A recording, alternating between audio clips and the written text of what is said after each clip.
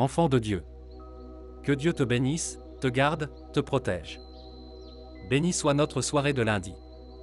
Ce soir, je veux prier pour toi. Je déclare que ta semaine sera une bénédiction.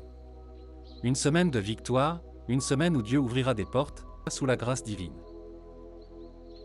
Avant de prier pour toi, laisse-moi partager une parole de Dieu qui va donner une direction à ta semaine. Dans Marc chapitre 2, il est écrit. Quelques jours plus tard, Jésus entra de nouveau à Capharnaüm. On apprit qu'il était à la maison. Une foule si nombreuse s'y rassembla qu'il n'y avait plus de place, même devant la porte. Jésus leur annonçait la parole. Des gens vinrent à lui en amenant un paralytique porté par 4 hommes. Comme ils ne pouvaient pas l'approcher à cause de la foule, ils découvrirent le toit au-dessus de l'endroit où se trouvait Jésus, firent une ouverture et descendirent le lit sur lequel reposait le paralytique. Voyant leur foi, Jésus dit au paralytique, « Mon enfant, tes péchés sont pardonnés. Je te le dis, lève-toi, prends ton lit et marche. » Médite bien ceci, dis-moi avec qui tu marches, et je te dirai comment sera ton avenir. C'est une parole que Dieu a mise dans mon cœur ce soir. Regarde bien ce texte. Jésus n'a pas seulement vu la foi du paralytique, mais la foi de ses amis. S'il avait été seul, cet homme n'aurait jamais pu arriver jusqu'à Jésus. Ce miracle a été rendu possible grâce aux bonnes personnes qui l'entouraient. Alors je te pose une question simple mais essentielle. Qui sont les personnes autour de toi? Qui appelles-tu ami? As-tu autour de toi des personnes qui t'élèvent spirituellement? Qui prient avec toi? Qui te poussent vers Dieu? Ou bien sont-elles là uniquement pour te distraire, te tirer vers le bas, ou même profiter de toi? La vraie amitié, c'est celle qui élève, pas celle qui détruit. Ce n'est pas celle qui critique, qui rabaisse, ou qui te jalouse en silence. La Bible dit: il existe des amis plus proches qu'un frère. Aime ton ami, car dans la détresse, il devient comme un frère. Un véritable ami, c'est quelqu'un qui ressent ta douleur, célèbre ta victoire, et croit en l'appel de Dieu sur ta vie. Un faux ami, c'est quelqu'un qui te fait tomber, parfois même en prétendant t'aimer. Je me souviens d'une histoire où un jeune homme fut trahi par celui qu'il considérait comme un frère. Une autre jeune fille, empoisonnée par celle qu'elle croyait être son amie. Cela existe. Voilà pourquoi il faut prier pour le discernement. Que Dieu révèle ce qui est caché, ce qui est dissimulé derrière les sourires, les belles paroles. Que Dieu te montre qui est vrai, et qui est faux. Prie cela. Seigneur, révèle-moi ce qui est caché et secret, ce que je dois savoir. Oui, écris-le dans ton cœur. Seigneur, révèle-moi ce qui est caché et secret. Je prie pour que Dieu t'ouvre les yeux, qu'il te montre les vrais visages, qu'il te donne une sagesse nouvelle pour choisir tes relations, pour confier ton cœur aux bonnes personnes, pour marcher avec ceux qui t'emmèneront vers ta destinée.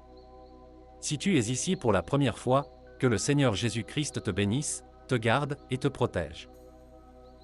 Et je veux que tu saches que ce lieu est une maison de prière, non pas une question de religion ou de dénomination, mais une rencontre avec Dieu et sa parole. Si tu as besoin de prière, si tu veux qu'on intercède pour toi, clique simplement sur le bouton « S'abonner ». C'est gratuit. Ton nom sera ajouté à cette chaîne de prière, et chaque fois que nous prierons, ton nom sera présenté à Dieu.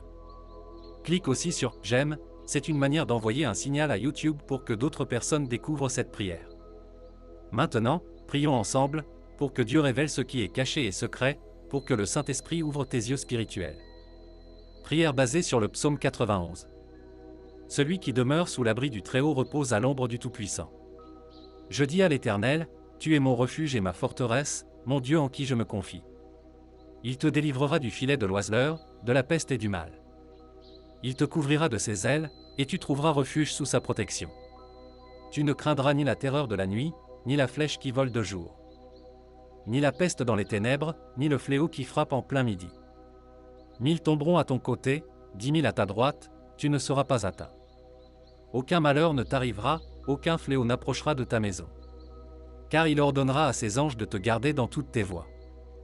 Prière finale. Seigneur, je prie pour ton fils, ta fille.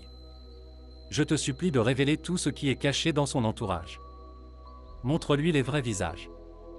Donne-lui un discernement spirituel puissant.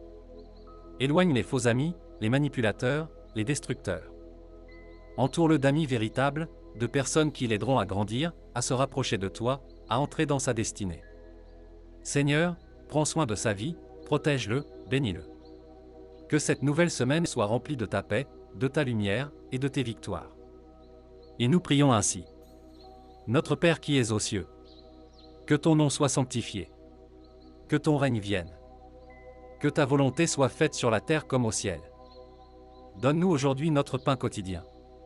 Pardonne-nous nos offenses, comme nous pardonnons aussi à ceux qui nous ont offensés.